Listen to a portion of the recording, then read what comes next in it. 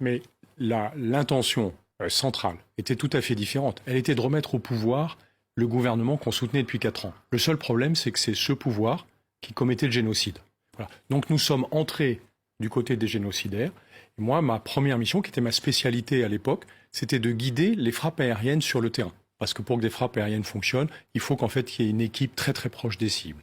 Et donc j'avais été intégré dans une unité de combat de la Légion étrangère. Et l'ordre préparatoire que nous avions reçu, c'était de mener un raid terrestre sur Kigali pour reprendre la capitale du Rwanda et remettre en place le gouvernement de l'époque, en faisant totalement abstraction du fait que ce régime était génocidaire.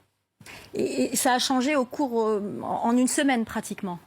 Alors, ce qui est très étonnant, c'est que pendant la première semaine, clairement, nous avions cette intention de nous battre contre les ennemis des génocidaires. Ce qui est complètement effarant, c'est que, comme vous le soulignez tout à l'heure, c'est le dernier génocide du XXe siècle. Le seul qu'on aurait pu éviter. Et on a réussi à rentrer du côté des génocidaires. On essaye de les remettre au pouvoir. Et assez tard dans l'opération, dans la nuit du 30 juin au 1er juillet, on arrête enfin ces actions offensives contre le FPR au moment où elles vont se déclencher. Je suis absolument persuadé que c'est parce que l'Élysée, à ce moment-là seulement, a pris peur que la France soit condamnée pour complicité de génocide. Mais on a fait quelque chose de terrible.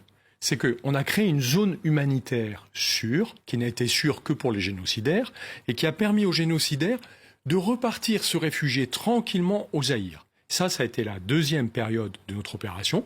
Et la troisième, inacceptable, c'est que nous avons livré des armes aux génocidaires dans des camps de réfugiés au Zaïre, alors que nous étions sous embargo de l'ONU.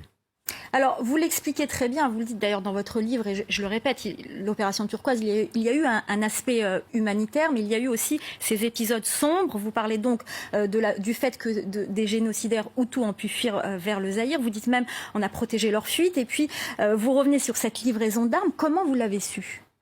En fait, je l'ai su parce qu'on m'a demandé de détourner l'attention des journalistes qui étaient présents sur la base à Cyangugu, dans le sud du Rwanda, au moment où ce convoi d'une dizaine de camions devait partir.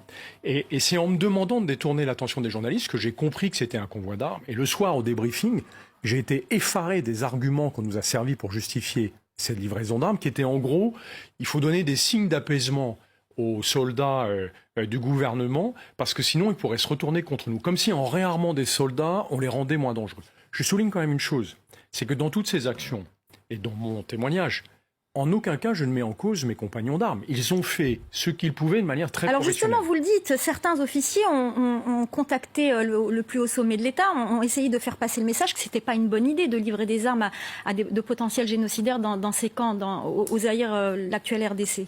Quelle a été la réponse à ce moment-là ? J'ai des camarades plus courageux que moi qui ont refusé d'appliquer cette directive et se sont fait tacler par l'Élysée. C'est-à-dire que le sujet est remonté jusqu'à l'Élysée, parce que c'est l'Élysée qui décide en France de ces opérations. Nous étions en gouvernement de cohabitation, donc il y avait forcément une collision avec une partie du gouvernement de cohabitation. Et ces ordres ont été confirmés par l'Élysée, continuer à livrer des armes dans les camps de réfugiés, en allant contre la plus évidente éthique des officiers français. Enfin, je veux dire, ce qu'on a fait est totalement inacceptable. Et ce qui est inouï, c'est que non seulement on l'a fait, mais en plus, ces décideurs politiques le cachent depuis un quart de siècle.